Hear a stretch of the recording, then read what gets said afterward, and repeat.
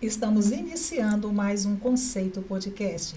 Hoje iremos abordar pensão alimentícia. Comigo na bancada, doutora Poliana Leal. Obrigada, doutora Poliana. Oi, Sônia, eu que agradeço mais uma vez o convite. Agora eu subi um pouquinho de nível, agora eu sou host desse podcast, recebendo a doutora Marina, né, importando aqui diversas especialidades para tratarmos com muita interdisciplinaridade de direito aqui no podcast hoje. E para falar deste assunto conosco, doutora Marina Suda, ela que veio lá de Ipatinga para esclarecer tudo sobre pensão alimentícia. Muito obrigada, doutora Marina. Boa tarde, estou muito lisonjeada com o convite, Sônia. É um prazer poder falar desse tema que é tão importante e que gera tantas dúvidas, né? Então, eu estou muito feliz com o convite. Doutora, quando a gente fala de pensão alimentícia, a gente logo já pensa já na pessoa, a criança, já numa fase de idade um pouquinho mais avançada, na fase de escola, mas não, né? A pensão alimentícia, muitas das vezes, a mãe está grávida, separa do parceiro. Essa mãe tem direito, mesmo com a criança no ventre, à pensão? Tem sim. Essa modalidade de pensão alimentícia a gente chama de alimentos gravídicos, que é uma pensão voltada para a gestante, para os cuidados, para os gastos que a gestante vai ter com o bebê, como o enxoval, o pré-natal, né? Todos os gastos, alimentação especial que a gestante tem que ter, às vezes a utilização de algum medicamento inerente da gravidez. Então, essa modalidade de pensão chama pensão alimentos gravídicos. E aí, o que acontece? O que gera muita dúvida é que muita gestante acha que tem que fazer o exame de DNA para ter direito a essa pensão. Não, porque pode ser que esse exame, muitas pessoas têm esse conceito que gera algum dano ao neném. Então, você não é obrigado a fazer o exame de DNA para ter essa pensão, não. Você tem que ter indícios de quem é o pai. Então, não precisa ter um relacionamento fixo com o pai da criança, mas você tem que ter algum indício para ter essa pensão garantida. É claro que, se depois que o neném nascer e ele fizer um exame de DNA e verificar que determinada pessoa que foi obrigada a pagar esses alimentos gravídicos não é o pai, vai ter que ressarcir. Mas para ter esse direito, não precisa do exame de DNA, não é obrigatório, precisa de indícios da paternidade. O ressarcimento é feito pelo pai verdadeiro depois ou pela mãe? Pela gestante, né? Por quem pleiteou a pensão alimentícia. Ou senão você tem outros tipos, você pode pedir a gestante, né? Ou você pode pedir o pai e a gestante através de uma ação para você ser indenizado por aquele valor. Então, você pode pedir, tanto quanto a gestante, pedir uma ação de indenização pelos danos materiais. Tem um valor pré-estipulado ou não? Ou em cima de qual critério que é dado o valor da pensão? Então, toda pensão é baseada em 3 pilares. A necessidade de quem pede, a possibilidade de quem paga e a razoabilidade. Então, o caso vai ter que ser avaliado em concreto, caso a caso. Aquela gestante, ela tem às vezes uma necessidade mais especial do que outra gestante. É claro que toda gravidez gera custo. Todo mundo tem que fazer enxoval, todo mundo tem que ter uma alimentação adequada, mas às vezes essa gestante desenvolve alguma doença diferente, atípica, né? Vai ter um gasto diferente. Então, assim, vai depender muito da necessidade de quem pede e da possibilidade de quem paga. Então, isso vai ter que ser avaliado, no caso em concreto, pelo juiz. E ainda uma informação, né, Poliana, que eu acho que tem muita mãe ainda que não sabe, né? A gente hoje vive num mundo que a tecnologia traz tanta informação, mas você vê muitas mães solo por aí afora que quando grávida ainda passa despercebida essa passam informação. por toda a gestação sem os cuidados básicos, né, sem exames, sem ultrassonografias importantes, medicações importantes, porque não tem ali o apoio. Nessa perspectiva, quando é que é o momento ideal de pedir esses alimentos gravídicos? Desde o primeiro momento? Eu acho que assim, descobriu a gravidez, entendeu, né? A gente não está aqui para julgar ninguém, eu acho que cada um tem a sua caminhada. Eu penso que as mães, já que você falou sobre as mães solo, eu acho que essas mulheres para mim são mais do que mulheres maravilhas, porque criar filho já dentro, né, com um companheiro, com uma pessoa, já é difícil, imagina solo, ainda os desafios. Ainda ter que ir para o judiciário pleitear uma pensão, então é muito desgastante. Eu acho assim, descobriu a gravidez, já teve essas necessidades que é a gravidez, porque desde o início da gravidez já tem que tomar ácido fólico, tem que fazer isso, tem que fazer aquilo, né? Já tem um medicamento que tem que tomar, vitamina para parto, pré-natal. Então, assim, descobriu a gravidez e precisou desse auxílio, que é inerente da gravidez, sabendo que é o pai, acho que já pode pleitear. Eu sempre falo, Sônia, que no direito de família, nessas relações interpessoais, primeiro é interessante a gente conversar com as pessoas, né? Tentar sempre resolver esses conflitos familiares de forma amigável. Então, assim, conversa com o pai, tenta resolver amigavelmente, fixar isso através do judiciário. Agora, se o pai, às vezes acontece, é muito triste isso, a pessoa fala assim, vai lá e procura seus direitos no judiciário, nem sei se eu sou o pai da criança mesmo. Então, assim, você não precisa esperar essa criança nascer e fazer DNA, não. Sabendo, tem indícios da paternidade, é claro que com muita responsabilidade. Sabendo que determinada pessoa é o pai do seu filho, você já pode pleitear isso. Doutora Marina, e esse momento de talvez pleitear essa pensão, essa conversa, esse extrajudicial, é algo que é recomendado? Isso tá para levar adiante? Se o pai não pagar, como é que fica essa situação? Eu sempre falo, Poliana, que as coisas têm que ser determinadas na justiça. Tudo tem que ser fixado na justiça. Porque se não for fixado, acordo de boca, não tem como executar. Né? Então, acho que gera segurança para os dois lados. Mas, assim, tentou conversar, não conseguiu, judicializa. Né? Eu não vou pagar. Tá tudo certo. Eu tô com esse problema aqui, eu acho que a gente tem que conversar. Aconteceu essa situação, eu tô grávida, eu vou precisar disso, do seu apoio, do seu auxílio material por conta da gravidez, os gastos inerentes da gravidez. Mas tem muito pai consciente, né? Eu conheço um caso que o pai estipulou um valor e, de repente, hoje, devido à escola, isso, aquilo outro, ele paga quase 3 vezes os valores. Mas isso é muito difícil, né, doutora? Sim, é raro, mas acontece. Eu tenho um escritório lá em Patinga, nichado, eu advogo hoje no país inteiro e, por incrível que pareça, eu vejo algumas ações que me surpreendem, sabe? Muitos homens me procuram também, eu advogo para mulher e para homem. Oferta, é uma ação que chama Ação de Oferta de Alimentos. É quando, às vezes, o casal está naquele embate, ou o genitor e a genitora não chegam num denominador comum, e aí, muitas vezes, o pai judicializa primeiro. E aí, eu sempre oriento a entrar com essa ação. É uma ação de oferta de alimentos. O pai oferta os alimentos. Então, assim, acontece muito. Tem muitos pais que querem fixar aquela convivência com o filho para programar a rotina direitinho, para conviver, para exercer a paternidade responsável. Aí, entra com uma ação de oferta de alimentos e também uma outra ação, né? Pode entrar em conjunto para regulamentação de guarda e convívio. A guarda compartilhada, ela diminui no valor da pensão da criança ou não? Não. Isso é um grande mito, que a guarda compartilhada diminui pensão alimentícia, não. O que acontece? Guarda, os dois genitores, né, o pai e a mãe, vão ter o mesmo poder de decisão da criação do filho. As mesmas responsabilidades, as mesmas obrigações. Amor, carinho, cuidado. Então, assim, a criança fica metade do tempo comigo e metade do tempo com a mãe. Porque uma coisa é guarda, outra coisa é convivência. As pessoas também confundem que a guarda compartilhada é como se fosse assim, metade do tempo com o pai e metade do tempo com a mãe. Não. A guarda é compartilhada, o pai e a mãe têm o mesmo poder de decisão sobre o filho, mas o convívio vai ser estipulado, conforme o juiz estipular ou se as partes entrarem em acordo. Não tem que ser de forma igualitária. O que acontece? A criança ou adolescente, ele tem gastos fixos mensais.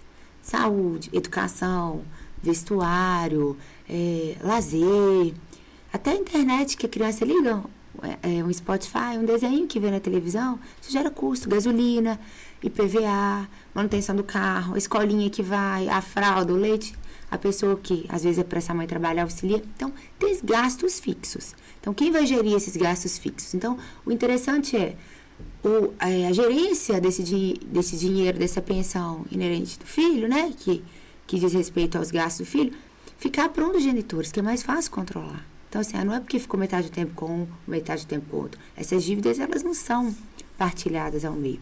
É claro que O pai, que ele paga a pensão para o filho, ele paga determinado valor, mas quando a criança está com o pai, ele vai pagar ali um sorvete, ele vai levar a criança para ter um lazer, vai ter que ter uma estrutura dentro da casa dele. Também, né? Não, o pai tem que ter, a criança tem que ter. Ela tem que ter o mesmo ambiente que ele tem na casa da mãe, ele tem que ter na casa do pai.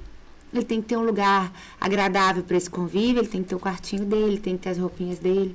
Então, assim, muita gente acha que, eu paguei ali a pensão e eu não vou dar uma bala. Outro dia uma cliente me procurou, é triste também, mas acontece. O fulano falou que ele paga determinado valor de pensão, que agora ele não dá uma bala. Se a criança quiser comprar ali um lanche, uma água, ele pede dinheiro para a mãe dele. Não, a gente tem que ter flexibilidade com isso. Um problema muito comum, assim, doméstico dessas relações é quando a criança vai fazer a visitação, né? Não sei se pode chamar de visitação. A gente vai fala hoje o exercer convívio. O convívio. Vai exercer o convívio na casa do genitor, por exemplo.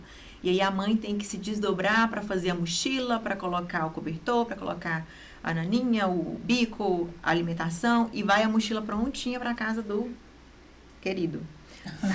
Do genitor.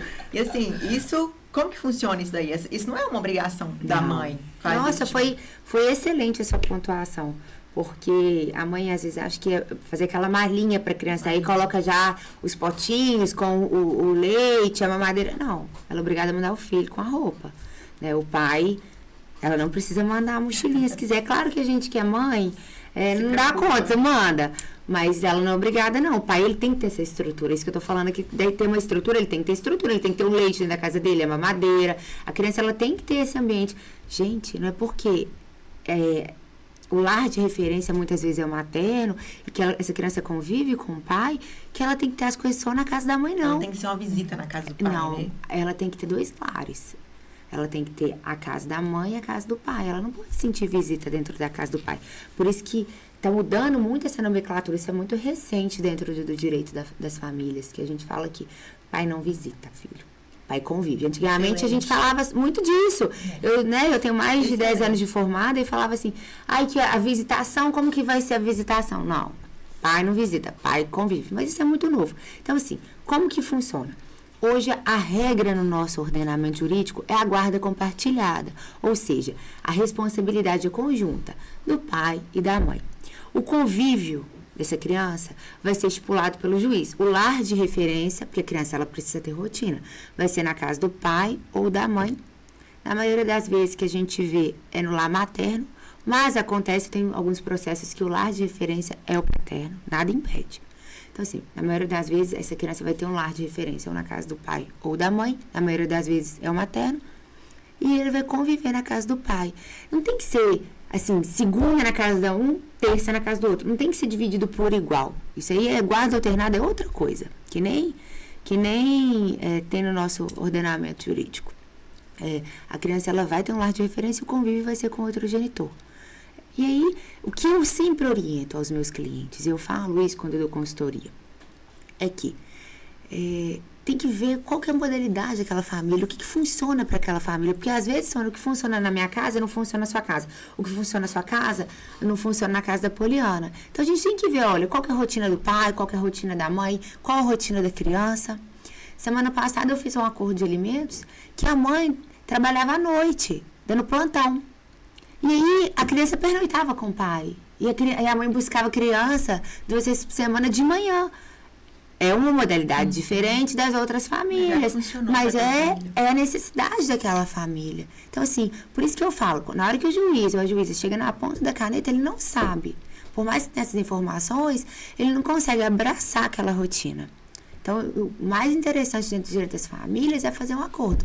Porque aí abrange as necessidades do pai, da mãe e da criança. Mas essa sensibilidade vai muito do profissional que está ali também mediando essa situação, né? Porque você entender que um terceiro, alheio a toda a sua vivência, convivência, né, aos hábitos familiares, que vai decidir como vai ser, né? Se você parar para pensar nesse ponto, o que você faz? Você faz um acordo.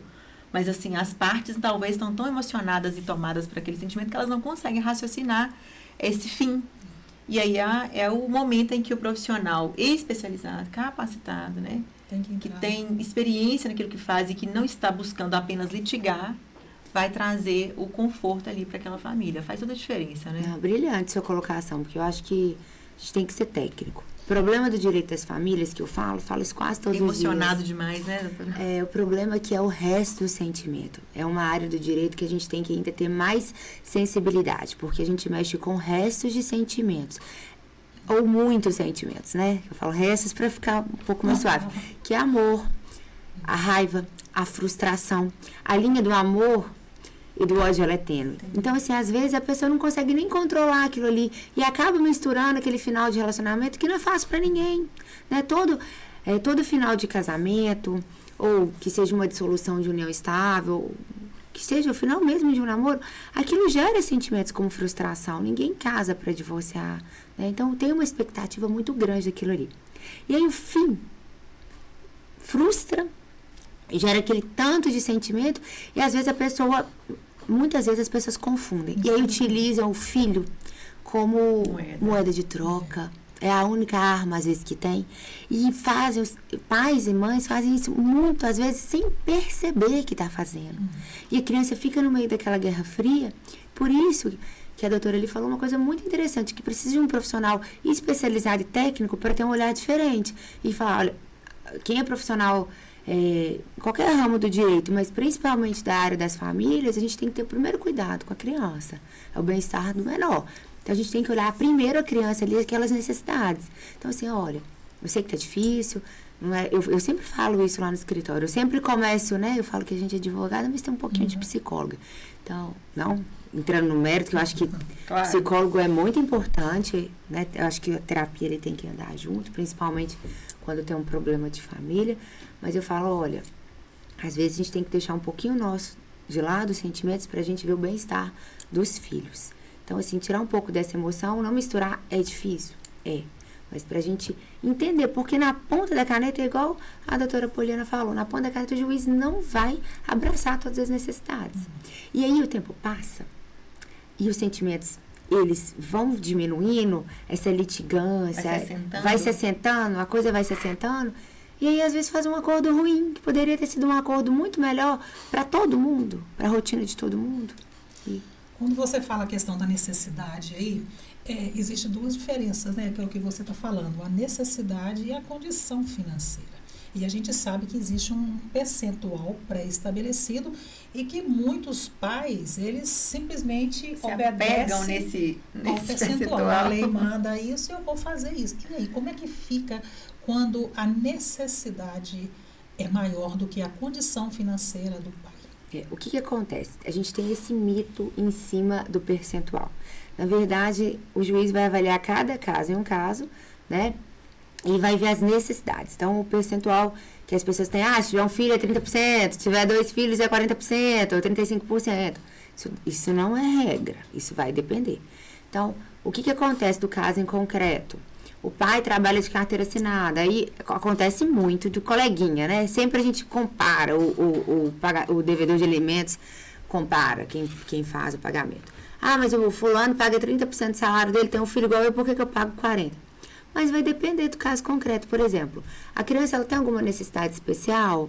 Ela tem, por exemplo, alguma síndrome que ela precisa de remédio, precisa de tratamento, TO, fisioterapeuta, então, algum medicamento especial. Então, vai depender muito das necessidades. Da necessidade desse pai, se esse pai tem outros filhos, às vezes esse pai também tem algum problema de saúde. Então, isso vai depender do caso em concreto, Sônia. A gente não tem essa porcentagem, apesar de ter esse mito todo, a gente não tem. Vai depender realmente das necessidades de quem está pedindo a pensão e da possibilidade e até de da quem quantidade paga. Dos filhos, né? Imagina. Se tivesse, acontece, eu tenho um cliente que ele tem 4 filhos, a pensão que ele paga para cada filho é diferente. Se ele tivesse um filho só, o valor ia ser muito maior. Engraçado que o que a gente percebe às vezes assim, eu não milito no direito de família, então eu tô assim, tô me conhecendo agora também a disciplina mais a fundo, mas o que a gente percebe é que muitas vezes essa mística, essa falácia que criou-se no entorno dos 30% é utilizada até como um gatilho, né? Uma forma de ameaça para a mulher, olha, sai de casa. A escola, não sei o que, não vai dar os 30%, eu vou pagar 30%, vai ficar melhor, né? Vira uma ameaça. A gente que convive ali dentro do ramo do direito, a gente vê essas situações acontecendo, né? A mulher, ela fica impingida, às vezes, a ficar num relacionamento que não está satisfatório, porque ela sabe que se ela sair daquele relacionamento, ela não vai conseguir custear as despesas para si, né? Porque ela também, em algum ponto, e eu queria que você falasse disso também, ela vai ter direito de pensionamento e dos filhos. Aí entra uma coisa que muita gente sofre e não sabe, chama violência psicológica. Esse tipo de violência, a Lei Maria da Penha, ela descreve bem. E virou crime há pouco tempo, né? Com o antigo presidente Bolsonaro. O que acontece? Muitos homens usam isso como moeda de troca, né? Às vezes, o que acontece? A maioria das mulheres, muitas mulheres abrem mão da carreira, do trabalho, para cuidar dos filhos. É o trabalho invisível que a gente fala, e que para mim é um dos trabalhos mais honrosos que existe. A mulher, ela abre mão de tudo dela para cuidar do outro. Isso é muito bonito. Eu acho que isso tem que ser falado e tem que ser muito valorizado. Eu tenho filho, eu sou mãe, então assim, eu acho mais cansativo para mim cuidar o dia inteiro de casa do meu filho do que ir lá para o meu escritório, trabalhar no ar-condicionado. Lá eu tenho a minha função, lá eu sento, tomo café, né? Consigo conversar, tem horário de descanso, tem minha caixinha do nada. Lá na minha casa não, é o tempo inteiro, ô mãe, ô mãe, ô mãe. Mãe é mãe 24 horas, é esposa 24 horas. E nas outras profissões, não. A gente é advogada, mas tem um momento que a gente é mãe, tem um momento que a gente, né, é esposa, tem um momento que a gente faz atividade física, ela é atleta, e outras funções, que a mulher ela tem multifunções. Então, esse trabalho invisível que a mulher faz, que a maioria das mulheres brasileiras faz, é muito honroso. Mas, infelizmente, ainda é muito pouco valorizado. Aí a mulher casa, vai viver união estável, tem filho, abre mão de tudo. Aí começa assim, mas você ganha pouco. Por que você não abre mão, cuida dos meninos, cuida da casa, e aí a mulher abre mão da carreira para cuidar da família. E aí, muitas vezes ela fica vulnerável. Ela fica vulnerável financeiramente. E aí é aonde que começa a violência psicológica. Que o marido, o companheiro, né, o que devia mais dar amor, carinho e atenção, que devia ser assim, o suporte, ele começa. Se você me largar, como é que você vai fazer? Você vai receber 30%? Você vai ter que voltar a trabalhar. Você vai trabalhar de quê? Vai trabalhar em tal determinada função? Aí começa a violência psicológica. Seu filho tem que ir à escola particular, tem plano de saúde, se eu tiver que pagar 30%, ele não vai ter disso. Então, muitas mulheres vivem, isso é muito triste, em relacionamentos abusivos, tóxicos, por ameaça. E às vezes aquilo nem é verdade, mas aquela mulher está tão fragilizada, aquele agressor, ele afastou a mulher dos amigos, da família, que ela acredita naquilo ali. E aí muitas mulheres que abriram mão da carreira, ou às vezes nem desenvolveram carreira, gente. Trabalhou ali, ó, tá casada há 30, 40, 50 anos, e nem desenvolveu, viveu para a família. Como é que ela vai reingressar para o mercado de trabalho? Uma mulher que ficou 30 anos cuidando dos filhos. Aí os filhos cresceram, ela não foi para o mercado de trabalho, cuidou daquela família. E aí o marido vai e fala, você vai embora que você vai ficar sem nada. Não, não vai ficar sem nada, não. Ela tem direito à pensão alimentícia. É claro que o juiz, ele vai, né, o juiz ou a juíza do caso, quem for julgar, ele vai determinar aquelas condições. Ele vai determinar a idade daquela mulher, vai determinar se ela já tem alguma capacitação profissional. Muitas vezes a mulher ela é nova, e ela tem capacitação profissional, mas ela é acometida de alguma doença. Né? Então, assim, não vai voltar para o mercado de trabalho tão fácil. Então, são vários casos que a gente tem que observar no caso concreto. E quando o marido esconde a renda? Aí que é o trabalho, que é a mágica, né? A mágica de um bom familiarista. Por isso que eu falo, gente, procura um advogado especializado. O que acontece? Quando o devedor de pensão alimentícia, ele trabalha, a gente fala, né? Fichado, com carteira assinada, que tá a renda ali, consegue oficiar o empregador.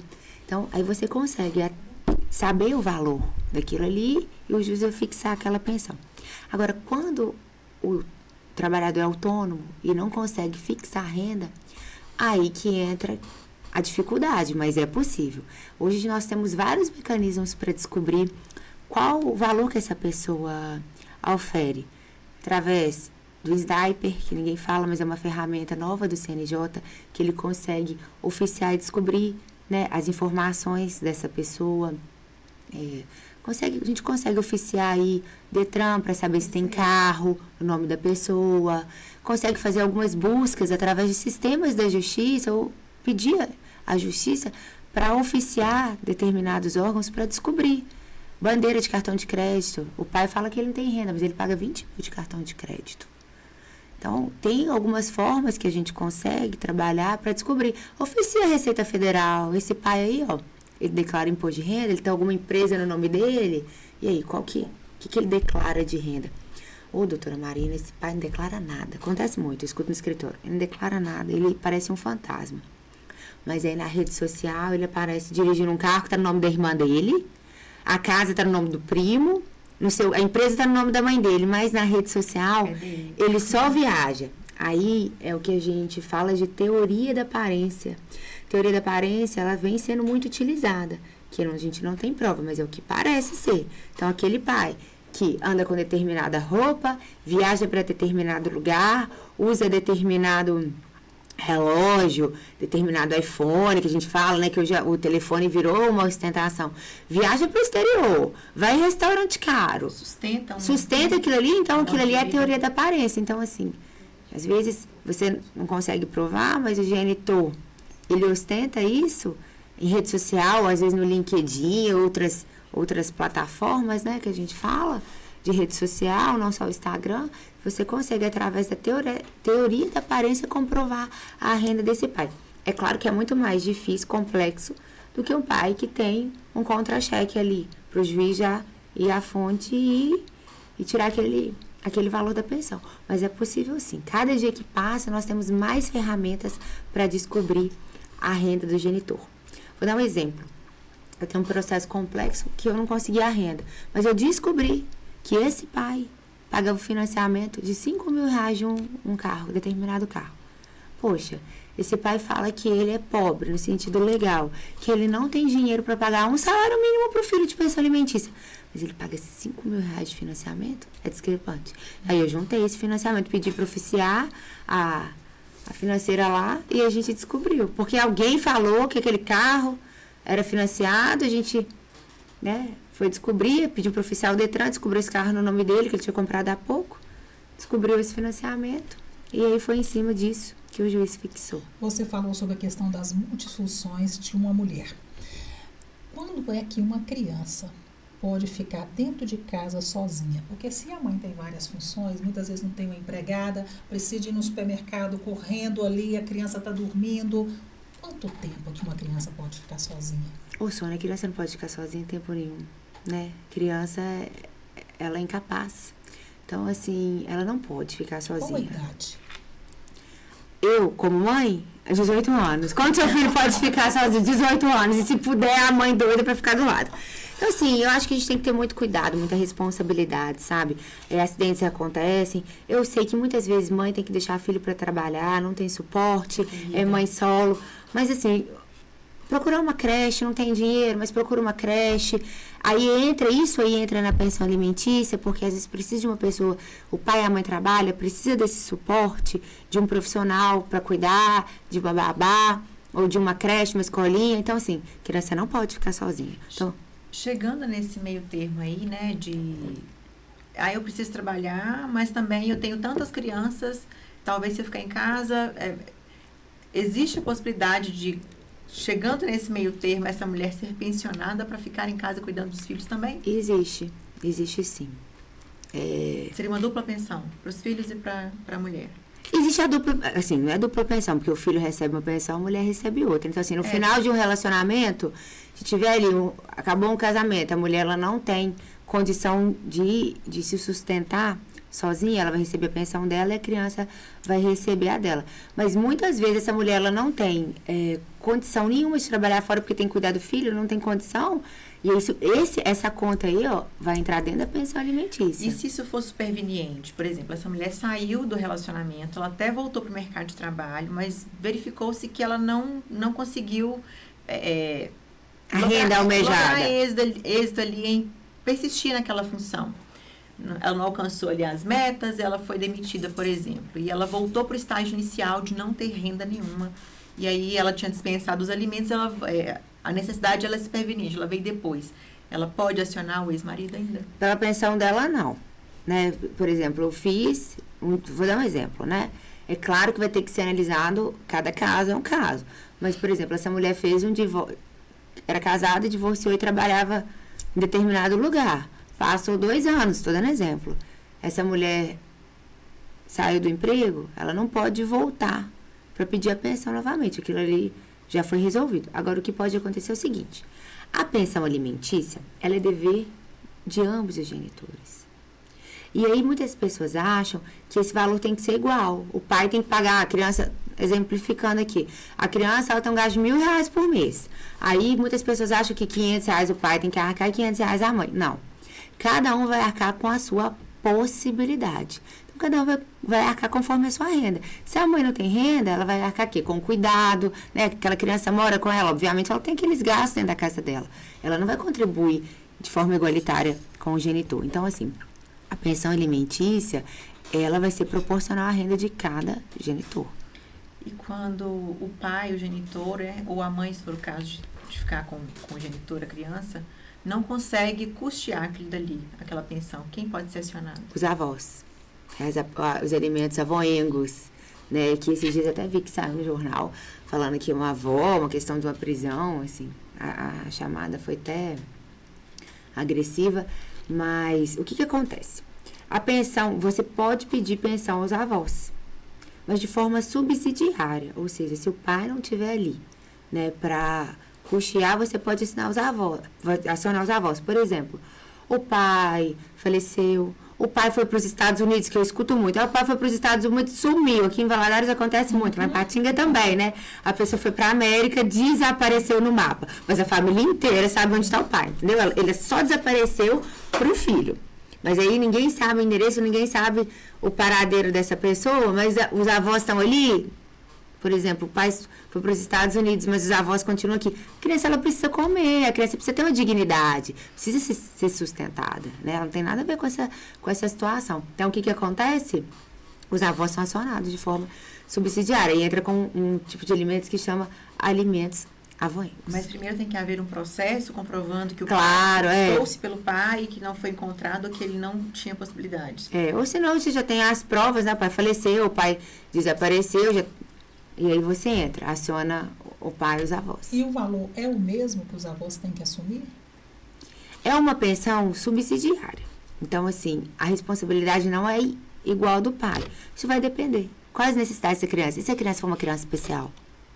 For portadora, por exemplo, né, de TDAH, ou tiver que usar um medicamento especial, tiver que fazer terapia, acompanhamento com profissionais como da medicina, fisioterapia, da fonoaudiologia, isso vai depender de cada caso. Os avós também dependerem de medicamentos.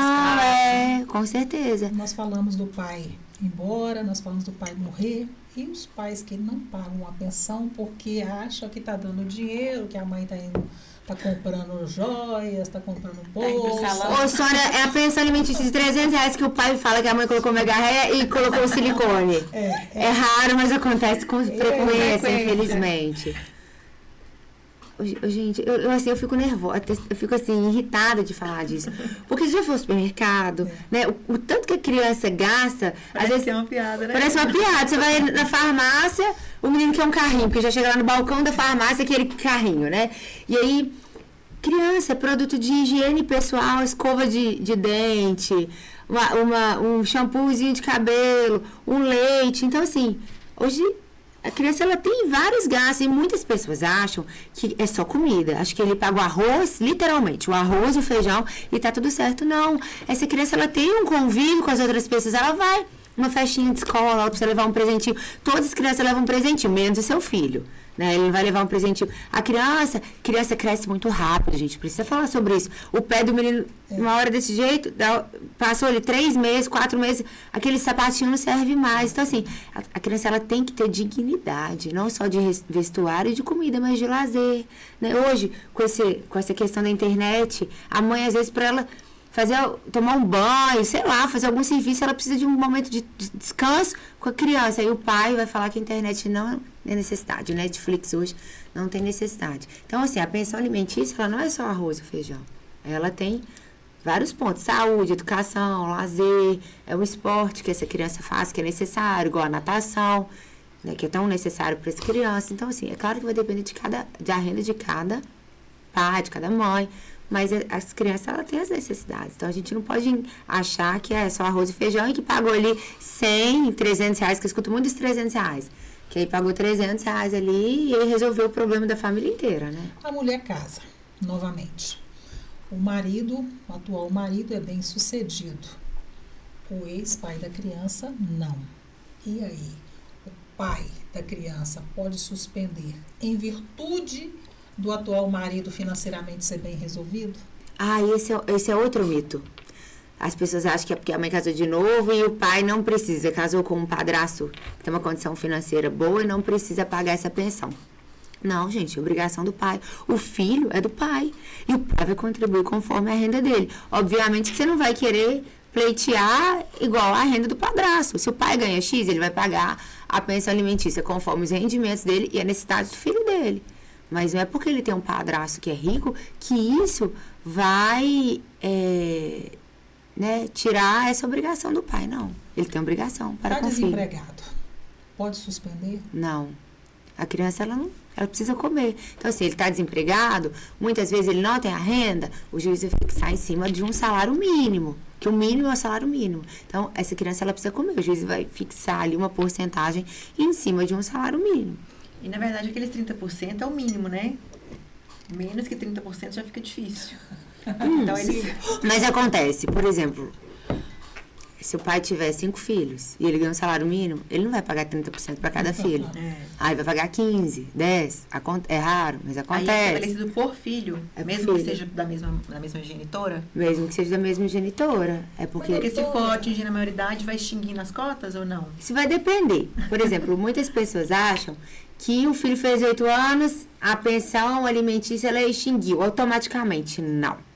O filho fez 8 anos, vai ter que entrar com uma ação de exoneração de alimentos. O juiz ou o juiz do caso vai ter que avaliar se essa pessoa, né, esse indivíduo, consegue sustentar sozinho aí, está na faculdade, está estudando. Então, vai ter que ser avaliado. Muitas pessoas fazem 18 anos, mas está ingressando aí na faculdade. O pai vai continuar tendo que pagar a pensão alimentícia. Uma dúvida que ocorre muito também é sobre a menor de idade, né? Aliás, menor de idade não, porque a menor não pode casar, né? A menina que não chegou ali na maioridade, nos 21 anos, é isso? Que é o limite? É 18. A maioridade com 18 anos, mas a pensão alimentícia pode ir até os 24. Mesmo estudando? Com 24, 25 anos, que tem gente que sai de uma faculdade e vai para outra, né? Então, mas aí você vai ter que ser avaliado, senão a gente fica a vida inteira estudando, isso é interessante, mas o tribunal, por exemplo, de Minas Gerais tem entendido até 24 anos. Okay. E aí essa pessoa rapidinho, assim, desde que não seja incapaz, né? Resolve se casar. É um motivo de extinção? Porque ele emancipa, o casamento emancipa. Sim, sim. É automático? Não, aí... Né, casou, você entra com a ação de exoneração de alimentos sobre, o fundamento vai ser sobre esse casamento. Vale lembrar que hoje no nosso ordenamento jurídico, o casamento é a mesma validade de união estável. Então, se viveu em união estável e comprovou, extingue essa pensão. Recebi outro dia uma pergunta muito interessante, né, fiz até um post lá no Instagram para falar, que muitas pessoas acham que porque o filho é menor de idade, mas engravidou, aí o pai não precisa mais pagar a pensão alimentícia para essa filha que engravidou. Não. A filha engravidou, mas ele tem que pagar essa pensão alimentícia. Para a filha, obviamente não do neto, mas da filha, né? Doutora, só voltando aqui. Você falou que no caso de 5 filhos, por exemplo, o percentual vai alterar. Talvez chegue a 15%. Se com 30 você já não consegue sustentar, com 15 menos ainda. O que uma mãe faz para conseguir sustentar um filho, estudar um filho com 15% do valor do salário? Milagre, né? Difícil, não é só, né? É muito triste isso. Acontece. Porque, na verdade, o juiz ele vai avaliar a necessidade do filho e a possibilidade. Se esse pai tem vários filhos, ele vai ter que contribuir para cada filho. Então, a pensão alimentícia vai diminuir. Um pai que paga a pensão alimentícia para um filho vai ser um valor diferente. Se ele tiver mais filhos, infelizmente, isso pode acontecer. Agora, dependendo também, isso vai ter que ser avaliado, né? O caso concreto. Tem uns avós que têm condição financeira, essa criança tem uma necessidade especial, pode, às vezes, pedir de forma complementar para os avós, mas isso não é sempre. Esse caso vai ter que ser avaliado em concreto. Doutora, quando o pai ele comete alguns crimes de violência com a mãe, ele é afastado tanto da mãe quanto da criança. Mesmo assim, ele é obrigado a pagar a pensão, já que ele não está vendo o filho dele? Então, as pessoas confundem muito convívio com pensão alimentícia. Uma coisa não está atrelada à outra. Muitos pais não pagam pensão alimentícia, mas convivem com o filho. Uma coisa não tira a outra, né? Se o pai não está pagando a pensão alimentícia, ou se ele está pagando, isso não vai interferir no convívio que ele tem com o filho. Se o pai não estiver pagando pensão alimentícia, o instrumento que a mãe tem é executá-lo judicialmente. Por isso que eu falo, não faça acordo de boca. Acordo de boca a gente não consegue executar. O pai fica falando, eu vou pagar a pensão alimentícia, eu vou pagar a pensão alimentícia. E não paga, você não tem nenhum documento judicial, como que você vai executar? Então, assim, você não pode proibir seu filho de ter convívio com o pai porque ele não paga a pensão alimentícia, não. Pai que não paga a pensão alimentícia tem que executar judicialmente. Mas se você tem o comprovante que ele paga todo mês, você fez um acordo, todo mês ele está pagando, aí de repente ele para de pagar. Aqueles comprovantes que você tem anterior, não é um comprovante que a mulher teria que ele pagava a pensão? Por exemplo, como é que vai funcionar um processo, né? Esse pai fez acordo judicial. Você está falando que quando ele não fez esse não fez o acordo jurídico. Não consegue. O que dá para fazer, tem um entendimento aí que você pode entrar com uma ação, como se fosse uma ação para você cobrar, uma ação de indenização para você ser ressarcido. Mas da pensão alimentícia, não. Vai ter que fixar. O que dá para fazer é o seguinte, a pensão alimentícia, pega os comprovantes e fala, entra com o processo e fala, olha, seu fulano, ele sempre deu pai do meu filho, sempre depositou X por mês, conforme os comprovantes. Em anexo, vai ser junto os comprovantes e mostra que aquele pai pagava e pede o juiz para fixar essa pensão conforme aqueles extratos, conforme o pai vem pagando. De modo liminar, né? Para poder não ficar atrasando. O que dá para fazer, vou entrar no termo técnico, né? Que a doutora falou, é uma coisa interessante. Dá para pedir alimentos provisórios. O que é isso? Antes do juiz fixar o valor final dos alimentos, o advogado, o especialista, ele pede os alimentos. Quando ele ingressa, o juiz já fixa de forma liminar aqueles alimentos provisórios, que vai ser o valor provisório até o final do processo.